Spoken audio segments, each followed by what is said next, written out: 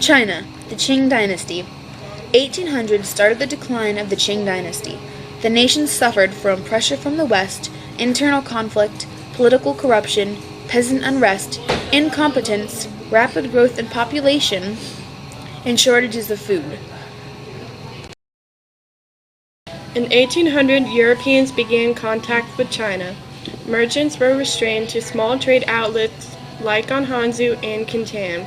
During this period of 200 years, Europeans did not like the trade agreement between civilizations, as China exported too little and Europeans too much, causing loss of silver in places like England.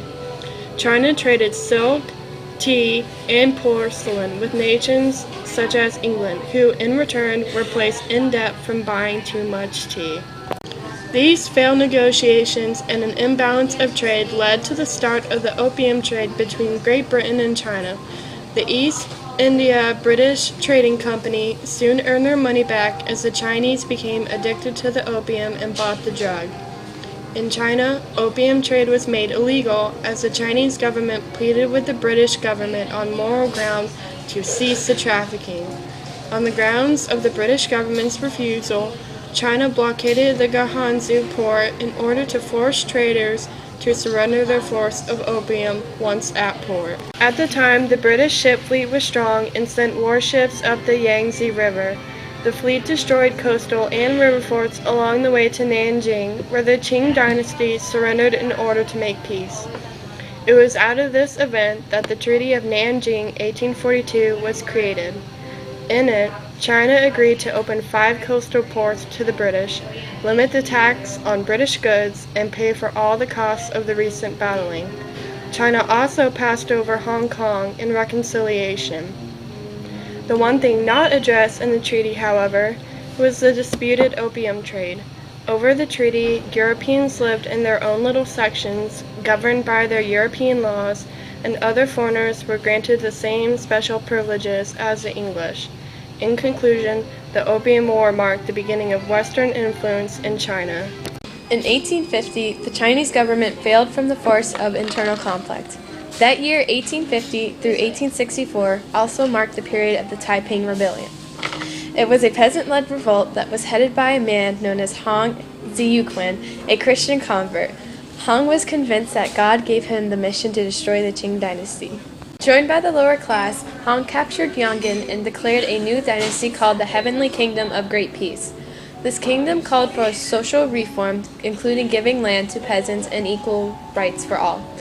It was the dynasty where alcohol, tobacco, and the practice of foot binding were outlawed. In 1853, the Taiping Rebellion seized Nanjing, where 25,000 people were massacred. The fighting lasted for 10 years before it finally began to subside as the rebellion lost momentum. Europeans began to help China as foreign nations began to realize the rebellion's destructive nature. By 1864, Chinese and European forces recaptured Nanjing and destroyed the remainder of rebel forces. 20 million people died during the 14-year rebellion. Efforts to reform China began in the 1870s. The weak government relied on regional warlords who fought the Taiping Rebellion. After the revolt was over, these same warlords refused to dismiss their units. With support from the local gentry, the warlords continued to collect taxes for their own uses. Too weak to fight back, the Qing court finally began to listen to the appeals of reform-minded officials. China decided it then wanted to adopt Western technology while keeping Confucian values and institutions. At this time, China increased its military strength, built more ships, and produced modern weapons. The imperial bureaucracy was retained and Confucian principles were still used to select government officials. This new policy guided China in foreign and domestic policy for the next 25 years. Some reformers of the time wanted to introduce democracy to Chinese society, but officials deemed the change to be too radical. In the last quarter of the 19th century, the government modernized China's military and industry, creating railroads, weapons, factories, and shipyards. During all this westernization, the Chinese value system never shifted. In the 19th century, Europeans continued to advance into China. In the north and the northeast, Russia forced China to give up territory north of the Amur River in Siberia. At this time, British and Russia both struggled for Tibet, but no nation outright seized the territory, allowing Tibet to become independent.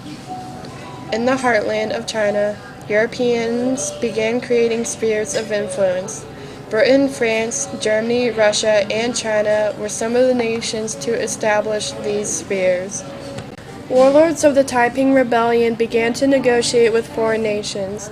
They granted countries like Britain and America exclusive trading rights along with railroad and mining privileges. The year of 1894, China went to war with Japan over inroads to Korea. Japan won the dispute and demanded the island of Taiwan and the Liaodong Peninsula. After this event, Europeans feared Japan growing, so they forced the nation to give back the peninsula. In the event of 2 German missionaries being murdered by Chinese rioters in 1897, Germany used the pretext to demand Chinese territory like Shandong. This case, having been approved, opened the door to allowing other European nations the chance to lay claim to Chinese lands. In June of 1898, the Emperor Guangxu began the 100 Days of Reform. He planned to adopt modern bureaucracy, Western education, banks, a free press, and develop China's military to use modern weapons and Western fighting style. The largest force opposing to the emperor's reform was the emperor's aunt, Empress Dowager. She opposed the idea of reform completely, and with the aid of the imperial army, had the emperor imprisoned. The result was the end of the efforts at reform. Slowly, the Qing Dynasty began to grow. Great Britain and the United States feared that the other nations would overrun the now growing country. In the year of 1899, the U.S. Secretary of State, John Hay, proposed equal access to the Chinese market for all countries. This idea was called the open door policy. Trading companies all over, including America, began to have interest in the offers of China and campaigned to run open markets. Many nations disliked the existing division of China by the spheres of influence, and sadly, the new policy did not end that. Instead, it reduced the restriction on foreign imports and reduced imperialist hysteria for access to the Chinese market. The open door policy came too late to stop the next event in Chinese history, the Boxer Rebellion. Boxer was the popular name given to the members of an organization called the Harmonious Fists. The members were shadow boxers and praised the exercise. They believed that during war the practice would save them from bullets. The Boxers were also a group who were upset with the idea of foreigners taking over Chinese land and establishing Christianity. Therefore, they hated foreigners and Christian missionaries, as they believed those types of people to be a threat to Chinese tradition. In the summer of 1900, Boxers roamed on the countryside, slaughtering missionaries and Chinese converts. The killings were so immediate and overwhelming that an army of the Allied forces was sent to Beijing in that same year. One of the most remembered movements of the Boxer Rebellion was the siege at Peking, the heart of the Chinese Empire. While there, the army demanded more concession from the Chinese government, and that China pay for the damages. By the end of the Boxer Rebellion, the imperial government became weaker than ever. 1909 provincial or local legislative assemblies were formed. Elections for national assemblies were held in 1910. Empress Dowager Qizai now embraced reform in the legal system. The service examination system was replaced by a new educational system based on Western style. Reforms did nothing for the peasants and artisans, it only helped the elite. Sun Yat-sen created the party called the Revived Chinese Society. The leader also formed a 3-stage process of reform consisting of the following steps. The first of which was a military takeover of the government, followed by the integration of Revolutionary Party into the government, and finished with instating of a constitutional democracy in China. In 1905, Tokyo and Sun Yat-sen united radical groups to form the Revolutionary Alliance, to which we know as the Nationalist Party. Although small, it benefited the destruction of the Qing Dynasty. The Nationalist Party instituted Sun's principles, democracy, and the right to pursue their own livelihoods. In 1908, Empress Dowager Qizai died, and her nephew the emperor had died one day before her. Empress Dowager had been regent twice. She had held power direct and indirect for nearly 40 years. In 1911, Sun Yat-sen launched an uprising in central China. The Chinese government was too weak to react to the uprising, and the dynasty collapsed under all the pressure. This opened a way for new political force. Yuan Shigai was placed in charge of the imperial army, but soon after Yuan abandoned the fallen government and alliance with Sun Yat-sen. Yuan served as president of the new Chinese Republic. Considering the fact the 1911 revolution was mainly supported by the urban middle class, it was too small and did not produce many new political or social orders. The 1911 revolution was more of a collapse of order than a revolution. After the collapse of the Qing Dynasty, the military took over. Many Chinese feared that the West would intervene. Many people questioned General Yuan's motives for running the government.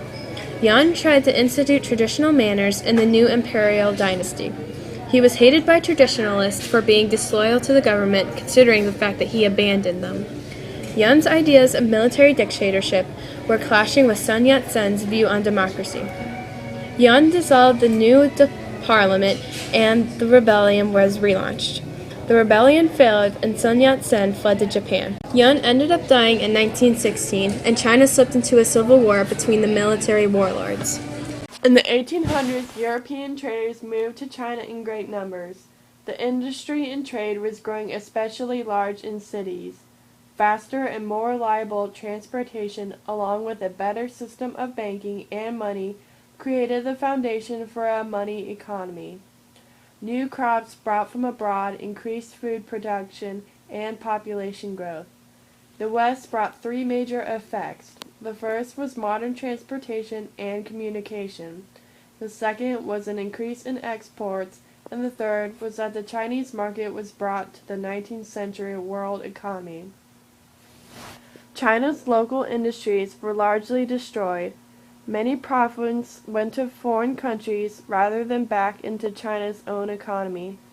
In the first quarter of the 20th century, which was during World War I, the battle drew foreign investments out of the country. Business people began to venture out of China.